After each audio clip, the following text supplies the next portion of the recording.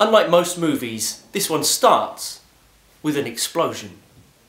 A patriotic blockbuster, a Spider-Man setting, two grand narratives unfolding in slow motion. Nothing unites an audience better than war. Nothing unites an audience better than war. Nothing unites an audience better than war.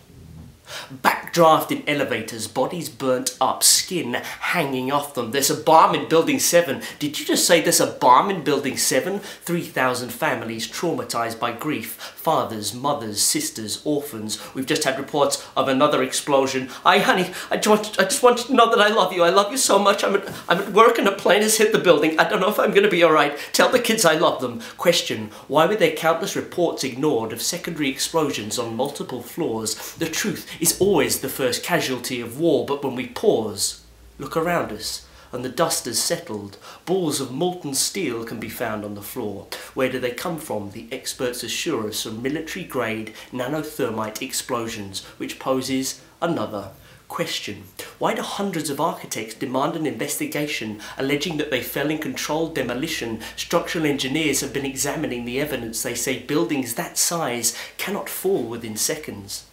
The truth is explosive, shattering shards of implications and questions from the pilots, the scholars, the media for truth, the veterans, the engineers, the pilots for truth. All of them conclude from the data analysed that the Pentagon was not hit by a Boeing 75. Question, why have so many key witnesses died in suspicious circumstances and apparent suicides? The words of the poet David J. seem relevant, that the ability to kill you whilst making it look like an accident.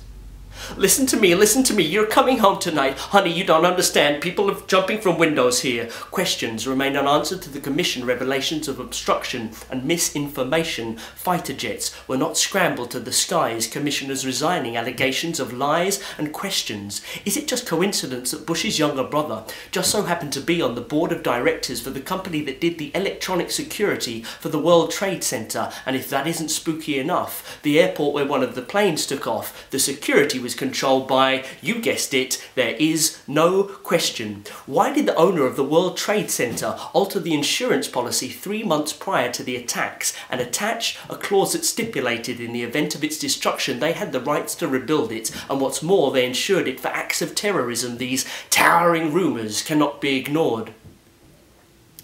Hi honey, I'm in the World Trade Center and there's been an explosion. There's smoke real bad. I don't know if I'm going to be okay. I love you, honey. Take care of Caitlin. Question, why do anthrax attacks lead back to the military and financial transactions to shareholder complicity? Why did Bush and Cheney refuse to testify while we rely on torture from the CIA? Question, why did Trade Center Building 7 collapse? Could it possibly have to do with the fact that it contained the case files of corporate fraud investigations, Enron, WorldCom, theft in the multiples of billions of dollars, a controlled explosion? Fuck, this is sounding like a history lesson. I don't have time to explain. This is a poem, right? Check it out on YouTube when you get home tonight. The truth, it clings like a bloodied wet dress, revealing an ugly body of evidence. The truth that lies at the bottom of the well can't stay there long before beginning to smell, and these shell-shocking craters have grave implications. This is a truth that is stranger than fiction. Yes, this is a truth so much stranger than fiction. They say a lie is halfway around the world before the truth has got its boots on.